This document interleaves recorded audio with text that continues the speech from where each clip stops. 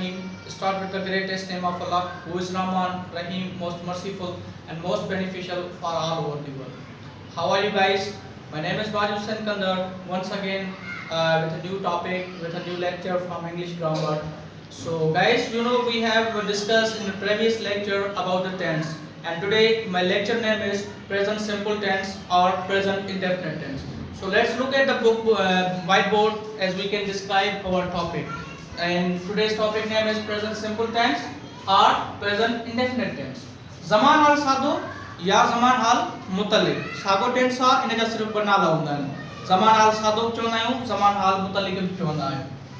So guys, अॼु असां हिन लेक्चर जे बारे में हिन टेंस जे बारे में कुझु शयूं डिस्क्राइब कंदासीं. पंहिंजी चार शयूं जेके हिते आहिनि उहे डिस्क्राइब कंदासीं. फॉर एग्जांपल उन जी डेफिनेशन डिस्क्राइब कंदासीं. उन खां पोइ ॿी जेका हुन जी आहे उहा असां जेको आहे हिन जी जेका कंदासीं त उहो आहे हिन जा हेल्पिंग वर्ब. हिन में कहिड़ी सूरत इस्तेमालु थींदी आहे मेन वर्ब जी, माना मुख्य फेल जी कहिड़ी जेको आहे सो सूरत इस्तेमालु थींदी आहे हिन टेंस में, उहो डिस्क्राइब कंदासीं. ऐं प्लस में जो स्ट्रक्चर असां ॿुधाईंदासीं ऐं जेके डू ऐं डस हिन जा हेल्पिंग वर्ब हूंदा आहिनि उन्हनि जे बारे में ॿुधाईंदासीं. सो अचो त ॾिसूं त हिन जी डेफिनेशन छा आहे. प्रेजेंट सिंपल टेंस और present indefinite tense. Definition: such verb which describe the action of subjects in current time is called present simple tense or present indefinite tense. एड़ो फेल जेको फाइल जे कम खे मौजूदा वक्त में ज़ाहिर करे. जीअं असां हींअर को कम करे रहिया आहियूं, मां क्लास में पढ़ायां थो पियो, मिसाल जी ॻाल्हि असां रांदि खेॾूं था, मिसाल जी ॻाल्हि उस्ताद सबक़ पढ़ाए थो, अहिड़े लिहाज़ सां जेको माना मौजूदा वक्त में कम थिए थो त उनखे असां प्रेजेंट सिंपल टेंस या ज़मान हाल सादो या ज़मान हाल मुतलिक प्रेजेंट इंडेफिनिट सॾींदा आहियूं. गाइस हिन टेंस में मुख्य फेल जी पहिरीं सूरत इस्तेमालु थींदी आहे. First form of main verb is used in this tense. Always remember. The third thing which we are going to describe is that there are two helping verbs, do and does, which are used while we convert with negative, interrogative or interrogative or an emphatic sentence.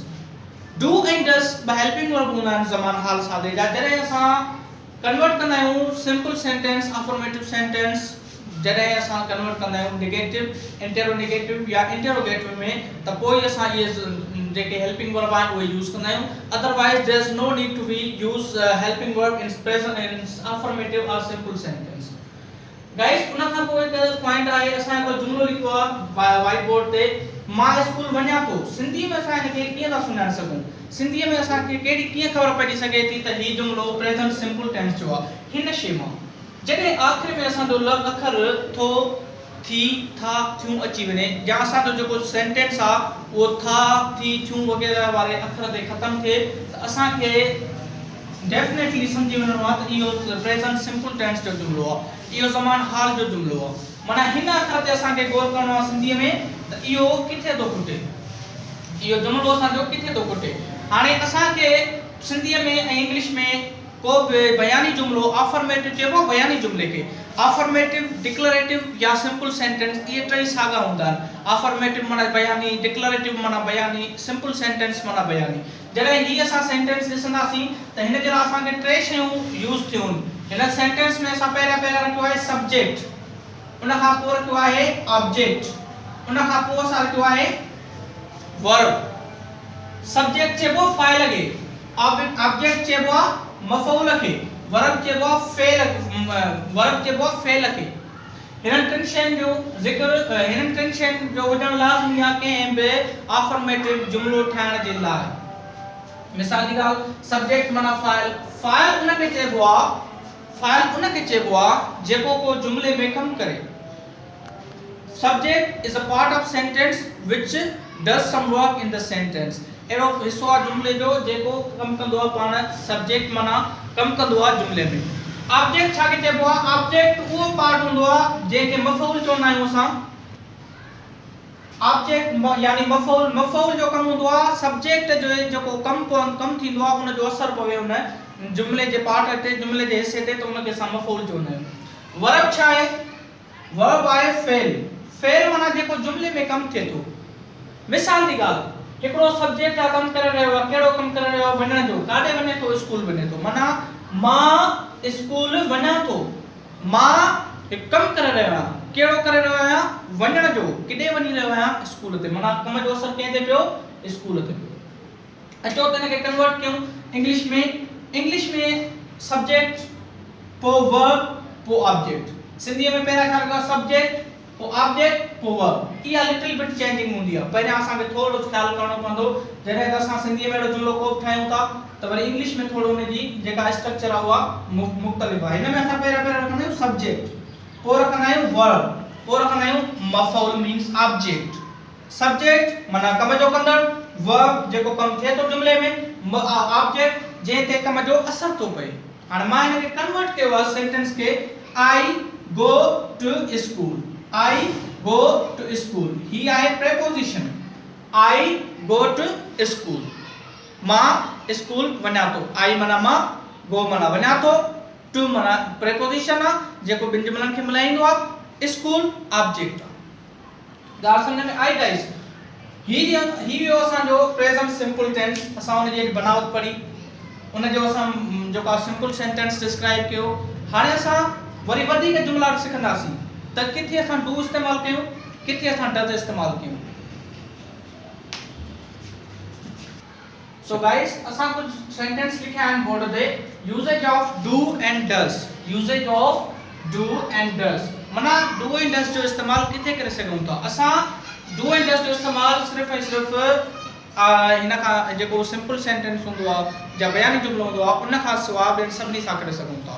मिसाली ॻाल्हि असां कुझु जुमिला offer माना असां लिखिया आहिनि सवाली, पर पहिरियां उन खां पहिरियां मां ॿुधाईंदो हलां त डू ऐं डज कहिड़नि सब्जेक्टनि सां यूज़ थींदा आहिनि।